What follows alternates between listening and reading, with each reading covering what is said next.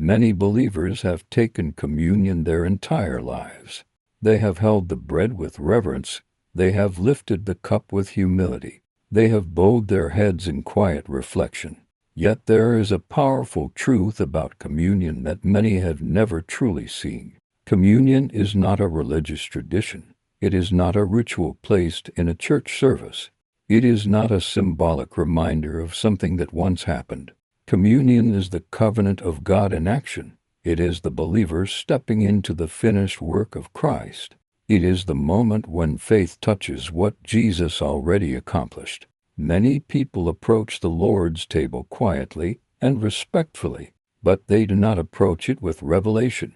They remember the cross, but they do not enforce its victory. The early church understood something powerful. They knew the table of the Lord was a place of divine life. They knew it was a point of spiritual contact with heaven.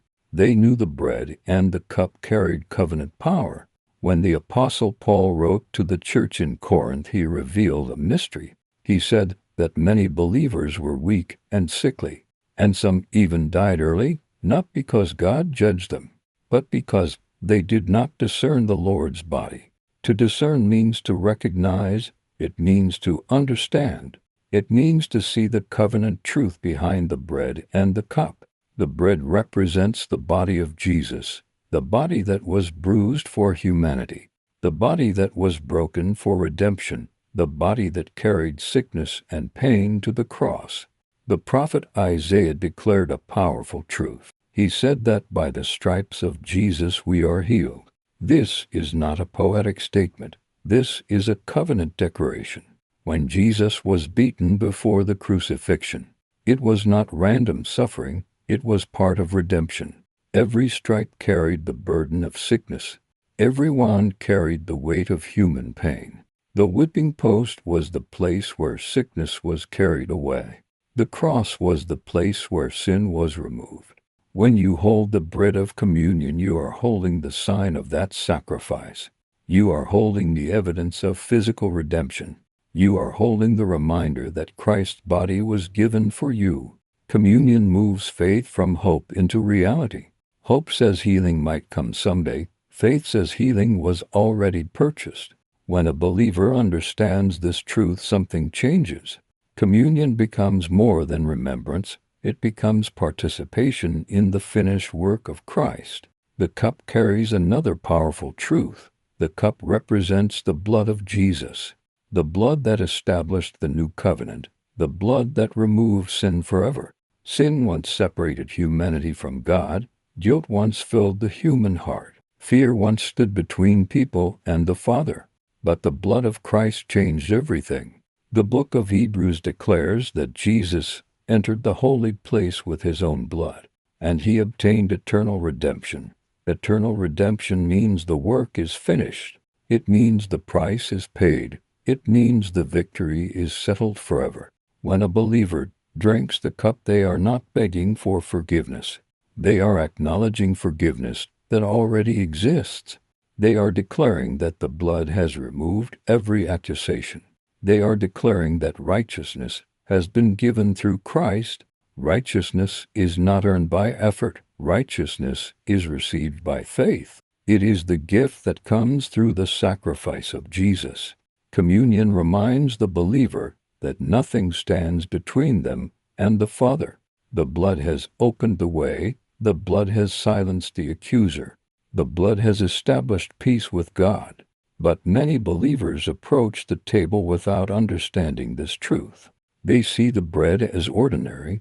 They see the cup as symbolic. They see communion as routine. When revelation is missing, the power of the covenant is ignored.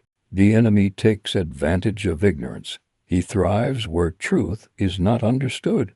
Paul was not warning believers to stay away from communion. He was calling them to approach it with revelation. He was calling them to see what heaven sees. The table of the Lord is not a place of fear. It is a place of life. It is a place of covenant strength. Communion is one of the most powerful acts of faith available to the believer. It is a moment when the finished work of Christ becomes personal.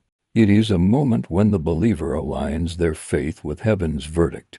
The bread declares healing, the cup declares righteousness. Together they reveal the completeness of redemption. When communion is received with faith, something powerful happens. The believer agrees with the sacrifice of Christ. The believer declares that the cross accomplished its purpose. Communion becomes a channel through which divine life flows, strength enters the spirit, peace fills the heart, faith rises within. The table of the Lord reminds the believer that the battle has already been won. The victory of Christ is not future, it is finished. Communion is the believer enforcing that victory. Imagine a courtroom where the verdict has already been given. The judge has declared the case closed, the debt has been paid in full. The record has been cleared completely. Communion is the believer returning to that courtroom, not to argue the case again, but to declare the verdict that heaven has already spoken. The believer says, I accept what Christ has done. I accept the redemption purchased at the cross. I accept the life given through his sacrifice. The bread and the cup become legal evidence of that victory. They remind the believer that the covenant is real. They remind the believer that redemption is complete. They remind the believer that Christ's work cannot be undone. Communion is deeply personal. The bread enters your body, the cup touches your lips. The covenant becomes something you receive inwardly. Jesus spoke of this truth when he said that those who receive him have life. He was revealing the necessity of complete participation in his sacrifice. To receive Christ is to receive his life, to receive his covenant, to receive the victory of the cross. Communion expresses that reality. It is the believer receiving the provision of redemption.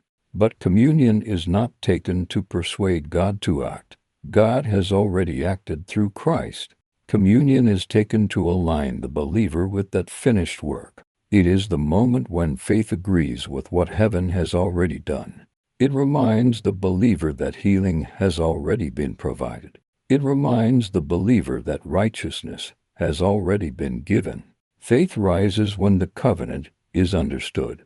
Confidence grows when the sacrifice of Christ is seen clearly. The Lord's table becomes a place where the believer renews their agreement with God. It becomes a place where faith declares the truth of redemption. Every time communion is received with revelation, something powerful happens. The believer steps again into the victory of Christ. They remember that the cross was not defeat, it was triumph. They remember that the blood did not merely cover sin, it removed it forever. They remember that the body of Jesus carried sickness away, and the life of God now belongs to them. Communion declares that redemption is complete. Communion declares that the covenant stands forever. The believer who understands this truth approaches the table with faith, not with fear, not with uncertainty, but with confidence in the finished work of Christ. The bread becomes a declaration of healing. The cup becomes a declaration of righteousness, and the believer rises from the table strengthened, encouraged, and aligned with the victory of the cross. Communion reveals the heart of redemption. It reveals the power of the covenant. It reveals the completeness of what Jesus accomplished. And every believer who understands this truth can approach the Lord's table with bold faith, knowing that the sacrifice of Christ has already secured life, freedom, healing, and righteousness forever. Because the cross finished the work, the blood sealed the covenant, and communion allows the believer to stand daily in the victory of Christ.